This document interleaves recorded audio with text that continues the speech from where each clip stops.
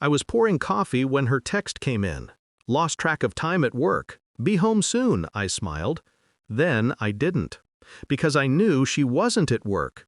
The smile stayed on my face, but it wasn't real anymore. It was a reflex, a performance for the empty kitchen.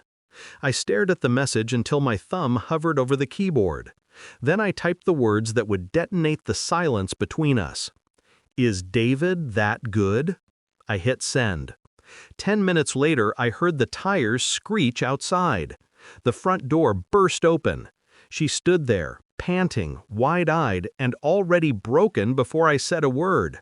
Her gaze fell on the suitcases by the wall. Packed, labeled, ready. I didn't raise my voice. I didn't need to. The silence did the talking. We met in college. She was studying architecture. I was studying business. She loved designing spaces. I loved building futures. We were partners in every sense. She laughed easily, trusted deeply. So did I. Too deeply, it turns out.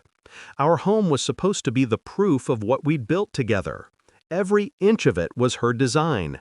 Every bill paid by my effort. It was meant to last. Until cracks began to show. Not in the walls, but in her stories. Late nights at work. Sudden new friends. A name I'd never heard before. David. The first time she mentioned him, it was casual. He's just the new project manager.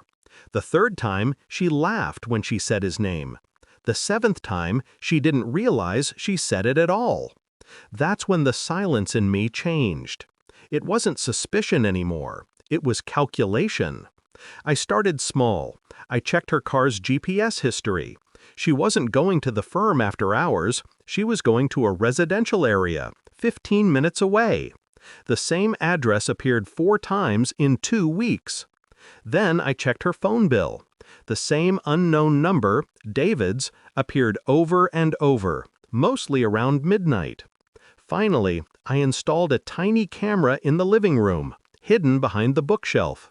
I told myself it was for security, but I knew what I was really securing. Proof. 2 weeks later, on a Thursday night, I watched her walk in with him. The same house we built together, now hosting her affair.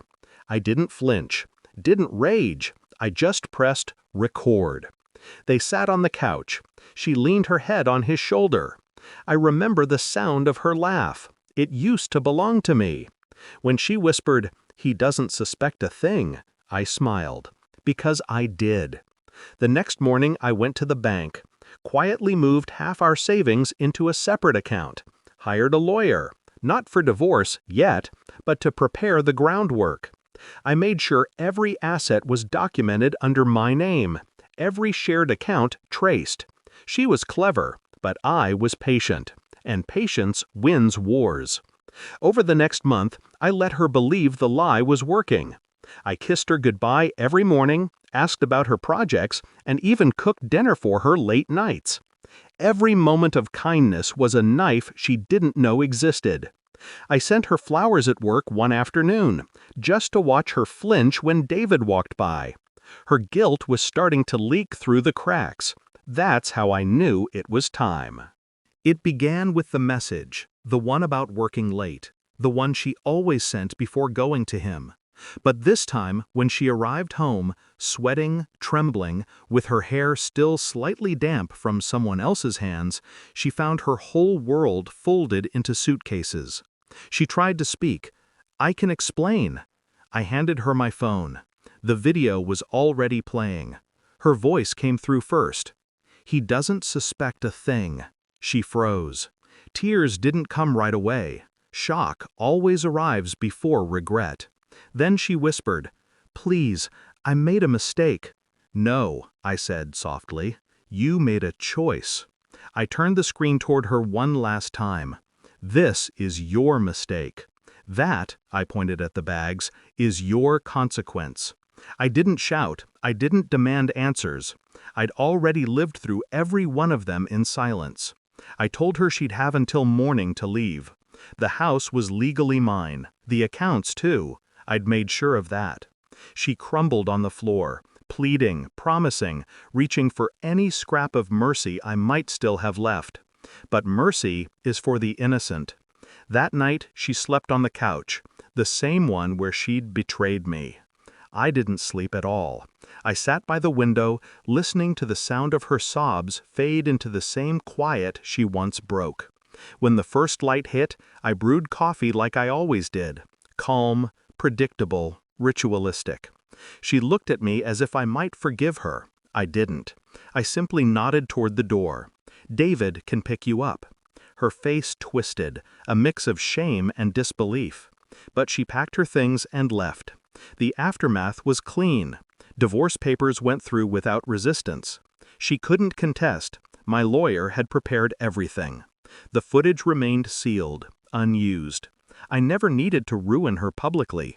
The silence of her guilt would do that on its own. David didn't last, of course. They rarely do. Affairs born in lies collapse under their own weight. I heard he quit the firm soon after. She left town a few months later.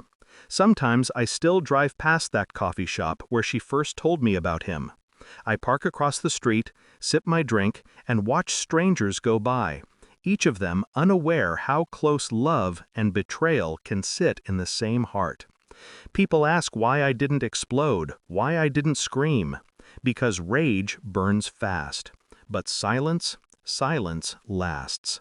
I built my revenge the way she built our home, carefully, brick by brick, until it stood on its own.